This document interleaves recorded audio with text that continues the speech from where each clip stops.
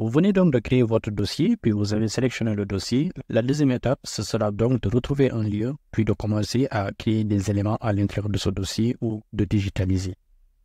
La première chose, commençons déjà à retrouver le lien, par exemple, Arc de Triomphe apparaît.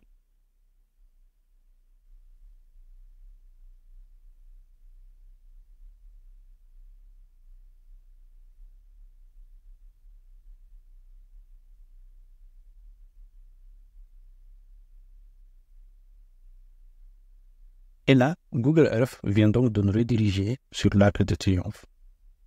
Donc, commençons d'abord par ajouter un repère en cliquant sur cet objet juste en haut. Puis, là, nous sommes sur l'Arc de Triomphe que nous venons de rajouter comme repère. Et en rajoutant l'Arc de Triomphe, il nous a donné les coordonnées, la latitude et la longitude qui y sont associées.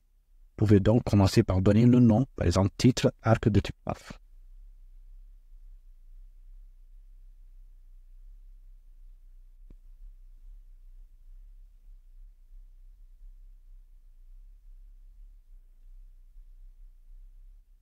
Alors, vous remarquez qu'il y a un repère qui a été déjà fait.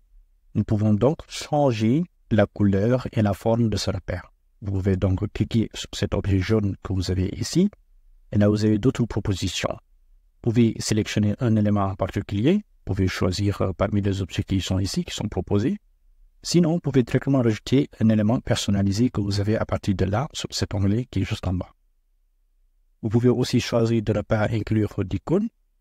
Et vous pouvez aussi changer la couleur de cette icône. Là, elle est en jaune. Vous pouvez cliquer sur cet objet couleur, puis sélectionner la couleur qui vous plaît. Par exemple, vous pouvez choisir le vert.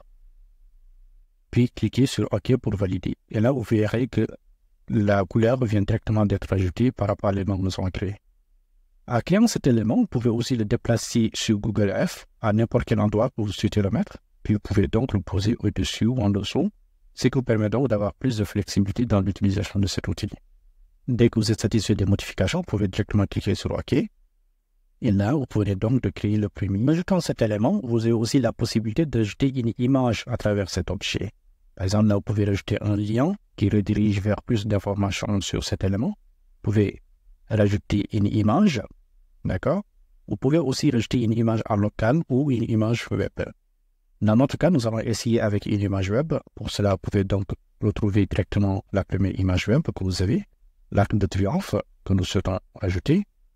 Sélectionnez l'image en question, puis faites un clic droit pour copier l'adresse de l'image. Vous pouvez donc retourner sur Google Earth, puis rajouter l'URL de l'image, ici, et directement cliquer sur OK pour valider.